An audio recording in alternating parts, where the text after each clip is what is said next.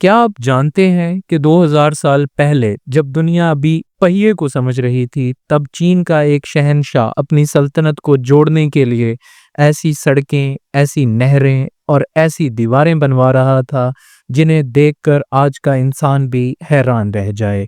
یہ ہے چین شی ہوانگ، چین کا پہلا شہنشاہ، اور اس کے ناقابل یقین انجینئرز جنہوں نے تاریخ کو سب سے بڑے تعمیراتی منصوبے سر انجام دیے۔ لیکن سوال یہ ہے، وہ کون تھے؟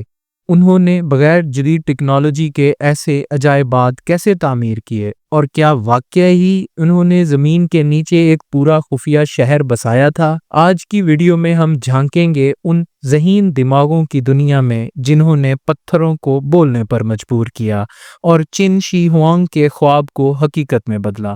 تو تیار ہو جائیں، کیونکہ یہ کہانی ہے حیرت اور کچھ ایسے رازوں کی جنہیں جان کر آپ کہیں گے یہ کیسے ممکن ہے۔ چین شی ہوانگ چین کے پہلے بادشاہ کے طور پر جانے جاتے ہیں جنہوں نے مختلف ریاستوں کو یکجا کر کے ایک عظیم سلطنت قائم کی، لیکن ان کے حکومتی ورثے کی حقیقت میں جو شاندار عمارتیں اور یادگاریں ہمیں نظر آتی ہیں ان کے پیچھے وہ انجینئرز تھے جن کی ذہانت اور محنت نے ان عمارتوں کو حقیقت بنایا۔ آج کی اس ویڈیو میں ہم ان انجینئرز کے شاندار کارناموں پر بات کریں گے جو نہ صرف دیواریں چین، ٹیرر اکوٹا فوج، بلکہ اور بھی کئی عظیم تعمیراتی منصوبوں کے پیچھے چھپے ہیں جو آج بھی دنیا بھر میں ایک معجزہ سمجھے جاتے ہیں۔ چین شی ہوانگ کا دور حکومت جو 221 قبل از مسیح میں شروع ہوا، چین کی تاریخ میں ایک اہم موڑ تھا۔ چین کے پہلے متحد بادشاہ کے طور پر چین شی ہوانگ نے نہ صرف اپنی سلطنت کو مضبوط کیا بلکہ اپنے عہد کے سب سے بڑے انجینئرنگ منصوبوں کا آغاز بھی کیا، جن میں عظیم دیواریں چین شی ہوانگ کا مقبرہ اور ٹیرر اکوٹا فوج شامل ہے۔ اس دور میں انجینئرز کو ایک کے بعد ایک عظیم چیلنجز کا سامنا تھا، ایسی تعمیراتی ڈیزائن کرنا اور تعمیر کرنا جو نہ صرف وقت کی آزمائش پر پورا اتریں بلکہ ان کی تخلیق کے پیچھے جو ذہانت اور حکمت تھی وہ آج بھی ہمیں متاثر کرتی ہیں۔ تو یہ انجینئرز کون تھے اور کس طرح ان کی محنت نے ان عظیم منصوبوں کو حقیقت بنایا؟ آئیے ہم اس کا آغاز کرتے ہیں سب سے مشہور منصوبے سے، عظیم دیواریں چین۔ یہ دیوار جو 13,000 میل سے زیادہ پھیلی ہوئی ہے، چین کو شمالی حملوں سے بچانے کے لیے تعمیر کی گئی تھی۔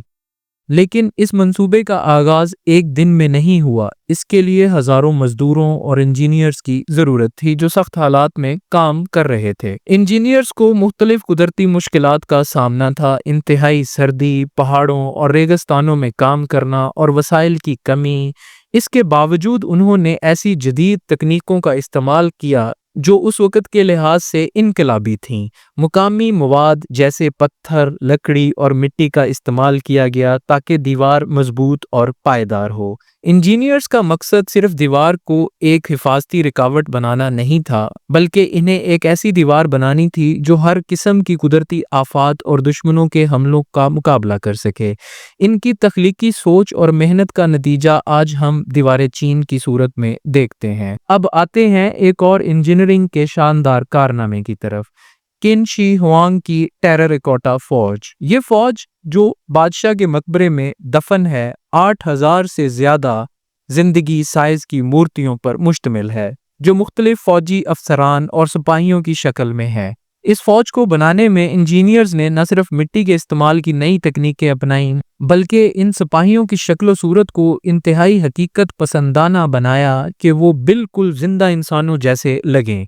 ان کی تفصیلات، ملبوسات اور چہرے کے تاثرات میں ایسی مہارت تھی کہ ہر سپاہی ایک منفرد شخصیت بن کر سامنے آیا۔ یہ فوج صرف ایک فن کی تخلیق نہیں تھی بلکہ انجینئرز نے ان مورتوں کو اس طرح ڈیزائن کیا تھا کہ وہ ایک فوجی یونٹ کی طرح ترتیب دی جا سکیں، اور اس بات کا پورا دھیان رکھا تھا کہ یہ فوج طویل عرصے تک محفوظ رہے۔ اب بات کرتے ہیں چین شی ہوانگ کے مقبرے کی۔ یہ مقبرہ اس کی عظمت کا مظہر تھا اور انجینئرز کے لحاظ سے ایک شاندار منصوبہ۔ مقبرے میں دفن چین شی ہوانگ کی حفاظت کے لیے انجینئرز نے ایک پیچیدہ نظام تیار کیا۔ مقبرہ نہ صرف اس کی جسمانی حفاظت کے لیے تھا بلکہ یہ ایک علامت تھا جس میں اس کی حکومتی طاقت اور عظمت کو نمایاں کیا گیا۔ اس کی حفاظت کے لیے زمین کے نیچے حفاظتی جالے اور جدید میکینیکل آلات کا استعمال کیا گیا۔ یہ مقبرہ اتنا پیچیدہ عمارت تھی کہ اس میں دفن خزانے اور دیگر اہم چیزیں ان انجینئرز کی مہارت کو ظاہر کرتی ہیں